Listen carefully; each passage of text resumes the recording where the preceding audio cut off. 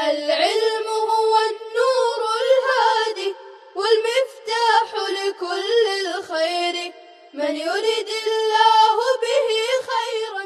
بسم الله الرحمن الرحيم. الحمد لله رب العالمين، والصلاة والسلام على رسوله الكريم وعلى آله وصحبه أجمعين. اما بعد. طلبہ عزیز،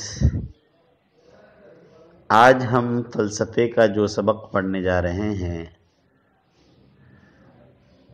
اس میں ہم حلول کی قسمیں پڑھیں گے. جیسا کہ گزشتہ سبق میں ہم نے حلول کی تعریف پڑھی تھی، لغوی اور اس کے اصطلاحی معنی کو سمجھنے کی کوشش کی تھی. آج کے اس درس میں ہم حلول کی قسموں کو پڑھیں گے. حلول کی دو قسمیں، حلول سریانی اور حلول طریانی. حلول سریانی اسے کہا جاتا ہے کہ حال محل کے ہر جز میں سرایت کیے ہوئے. حال محل کے ہر جز میں سرایت کیا ہو. سرایت کرنے والی جز کو حال کہا جاتا ہے، اور جس جز میں سرایت ہوتا ہے اس کو محل کہا جاتا ہے. جیسے سفیدی کا کپڑے میں اور عرق گلاب کا گلاب کے پھول میں، یہ حلول سریانی ہیں. اب دیکھیے کہ سفیدی یہ کپڑے میں ایسے سرایت کی ہوئی ہے کہ اس کے جز میں سفیدی ہے، اور عرق گلاب یہ گلاب کے پھول کی پتی میں اور ایک جز میں سرایت کی ہوتا ہے. تو یہ حلول جو ہے یہ حلول سریانی ہیں. اسی طریقے سے حلول طریانی، دو چیزوں میں سے ایک چیز دوسری چیز کے لیے ظرف بنے.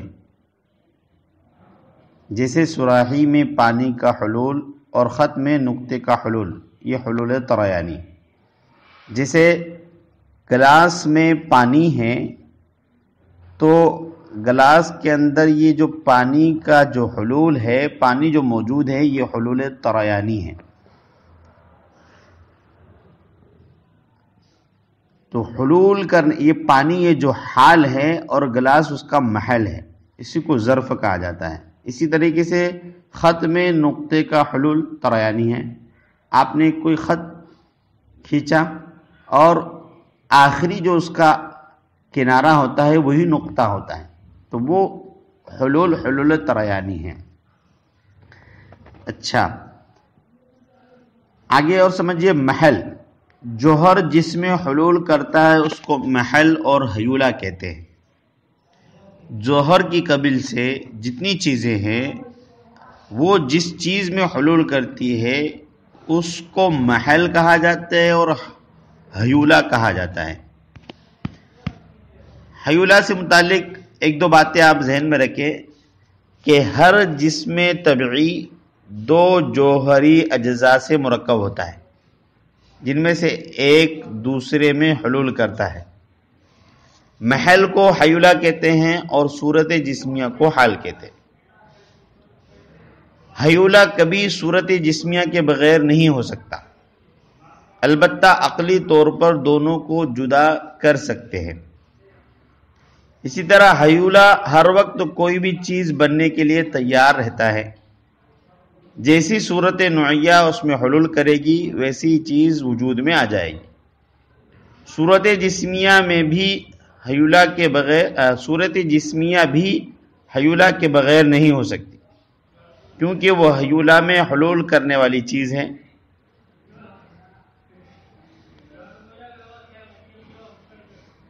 حیولہ پائے جانے میں، باقی رہنے میں صورت جسمیہ کا محتاج ہے. صورت جسمیہ شکل اختیار کرنے میں حیولہ کی محتاج ہے، اور وہ حیولہ کے بغیر کوئی شکل اختیار نہیں کر سکتی. حیولہ کو آسان لفظوں میں سمجھے کہ ہر جسم کا ایک حیولہ ہوتا ہے، اس کی ایک ساخت اور بناوٹ ہوتی ہے. جیسے آپ بیٹھے ہوئے ہیں تو آپ کی بناوٹ کی ایک ساخت خیالی دنیا میں ایک ساخت بن گئی ہے، اور جتنی جگہ آپ نے لی ہے یہ اس کا آپ کا حیولہ ہے. اسی طرح ڈسٹر، یہ تختے سیاہ صاف کرنے کا یہ جو ڈسٹر ہے، تو آپ نے اس کو رکھا، تو اب اس رکھنے کی وجہ سے اس نے جتنی جگہ لی ہے اور جس نقشے کے ساتھ لی ہے اس کا نام ہیولہ ہے۔ اسی طریقے سے موبائل آپ کا کہیں پر رکھا ہے، زمین پر، ٹپائی پر کہیں رکھا ہے، تو اس نے جتنی جگہ لی ہے اور جس نقشے اور صورت کے ساتھ لیے تو وہ موبائل کا ہیولہ ہے۔ تو صورت جسمیہ کا ہیولہ جو ہے صورت جسمیہ کا محتاج ہوتا ہے۔ صورت جسمیہ بھی ہیولہ کے بغیر نہیں ہو سکتی، یعنی جو بھی صورت جسمیہ ہوگی، جس کا جسم ہے، اس کا بھی ہیولہ، ہر ایک کا ہیولہ ہوگا۔ اور ہیولہ ہر وقت کسی بھی چیز کے بننے کے لیے تیار ہے۔ جس چیز کا جو چیز ہوگی، جہاں جس طرح رکھی ہے، موجود ہے، تو اس کا خیالی دنیا میں ایک نقشہ بنا ہوا ہے، وہی اس کا ہیولہ ہے۔ خیر بہرحال، تو محل جوہر جس میں حلول کرتا ہے اس کو محل اور ہیولہ کہتے ہیں۔ اور عرض کا جو محل ہوتا ہے اس کو موضوع کہتے ہیں۔ عرض جو قائم بالغیر ہو، جوہر قائم بالذات ہو، تو قائم بالذات اشیاء کا محل، یہ محل اور ہیولہ کہلاتا ہے۔ اور عرض کا جو محل ہے، جو قائم بالغیر چیزیں ہیں، اس کا جو محل ہے وہ موضوع کہلاتا ہے۔ اچھا، اب آپ کے ذہن میں یہ سوال ہوگا کہ موضوع اور محل میں فرق کیا ہے، تو اس کے فرقوں کو بھی سمجھیں کہ دونوں میں فرق یہ ہے کہ جوہر کا محل اپنے حال کا محتاج ہوتا ہے۔ جوہر کا محل اپنے حال کا محتاج ہوتا ہے۔ جیسے ہیولہ صورت جسمیہ کا محتاج، جیسے کہ ہم نے ابھی کہا ہیولہ صورت جسمیہ کا محتاج ہے۔ کسی بھی جسم والی صورت کے بغیر ہیولہ نہیں ہو سکتا۔ کوئی چیز ہوگی، جیسے آپ فضا میں دیکھ رہے تھے، یہ فضا کا کوئی ہیولہ نہیں ہے، ہاں، لیکن آپ دیکھ رہے ہیں کہ چھت پر یہ پنکھا لٹک رہا ہے، تو اب اس کا بھی ایک ہیولہ ہے کہ خیالی دنیا میں اس نے جتنی جگہ لی ہے جس نقشے کے ساتھ، تو وہ اس کا ہیولہ ہے۔ تو صورت جسمیہ کے بغیر نہیں ہوتا۔ اور عرض کا محل اپنے حال سے مستغنی ہوتا ہے۔ مثلا کپڑا کہ خود سیاہی اور سفیدی جیسے عوارض سے بے نیاز، اس کے لیے ضروری نہیں ہے کہ سفید کپڑا ہوگا تو ہی کپڑا ہے، یا کالا کپڑا ہے تو ہی کپڑا ہے، نہیں، اس کے ساتھ ایک سفیدی اور اس کا ایک کلر اس کے ساتھ لگا ہوا ہے، یہ عرض ہے۔